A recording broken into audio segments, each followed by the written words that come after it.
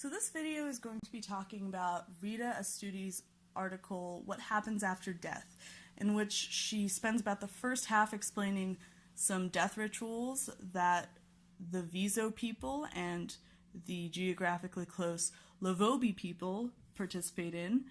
And basically they have a very interesting understanding of death in which a person dies and you do very specific burial rituals, and those people can then become spirits and actually come back in dreams to the family of the deceased and tell them different things about their state, like that the fact that they're cold, for example, or can feel pain.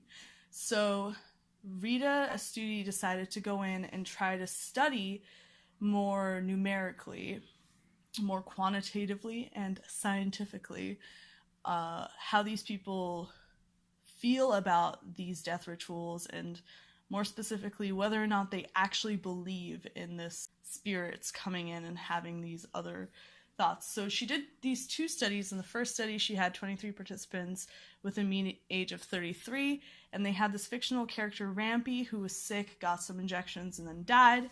And then she asked them some questions, half of which were about bodily properties like, do the eyes still work? And then half of them were mental properties, which involved senses, emotions, cognitive functions. And this is like, can this person still feel pain? Does this person miss their family? Does this person remember where they lived? Things like this. So the studies found that 80% of the participants gave discontinuity judgments, which means that they did not believe that these people continue to have these bodily and mental properties. And the means here were 6.6 for the bodily processes, which is very close to 7 being that they believe none of the bodily properties worked. And for the 7 mental processes, the mean number was 4.7, which is still fairly high. And 43% of the participants gave all discontinuity judgments, which means that they believed that once this person was dead, they had no bodily properties, no mental properties. And then in the second study, she used a different pool of 23 adults with a mean age of 35, very slightly larger than the first study. And then this one, there was a fictional character named Rapido. And within this story, she gave a little bit more context about this person's family. She said that after his death, his children and grandchildren had dreams about him, and that Rapido is buried over there in the tombs, so much more connected to the rituals of these people. And in this study, she got 73% discontinuity judgment, which is lower than the 80%, and the bodily mean was a 6.2, which is not very different, but definitely still lower than in the first study. And the mental process was at a 4, which is that's definitely a drop. So what's the conclusion here? Well, if you look at figure 9.1, the first narrative is skewed left and the second narrative is skewed right, which basically means that far fewer participants believed in the complete mental discontinuity of a character when considered in the context of rituals and myth within their religion. So this study found a very interesting and, logically sound conclusion, but it definitely had some limits. The article itself discussed the language barrier and word connotation limit, which basically means that these people, they don't speak English. So for us, our understanding of bodily and mental functions is a little bit different from theirs. So if you think about it, like, do the eyes work and can this person still see? There's a distinction in English, but you can imagine how this would be different in another language.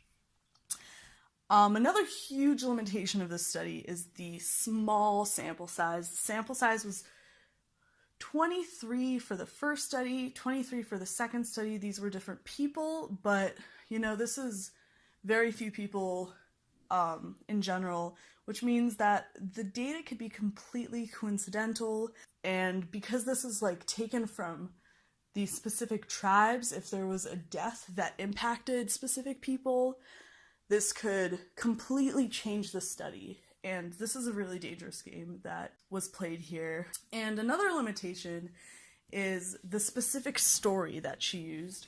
So having a story in which there's details means that specific details could really skew the study and create these other confounding variables that may be overlooked in the analysis. So for example, specific names of characters could really move something if someone had someone like that in their lives who was a person that they loved and died or something like that.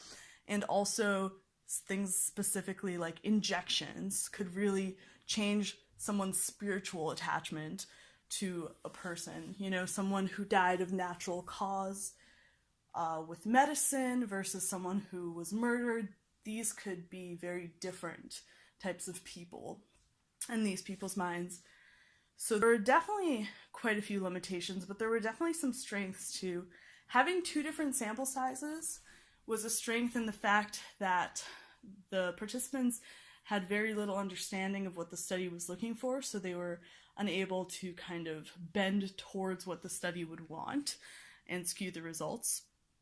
The article also talked about how she didn't want to waste the time and disrespect the elders, which is very thoughtful of her, because if she wants truthful answers, she would need to not waste their time and make them feel like what they're saying is listened to.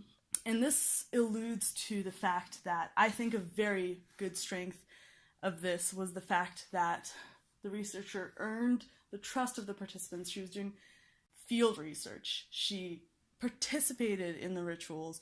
She understood them to their core. And that's really, really strong. And I think that the people she talked to really trusted her and gave her their full honest opinions. And this was definitely prevalent, especially because she was framing the questions in the context of their culture, in the context of what they've just experienced together firsthand in these rituals.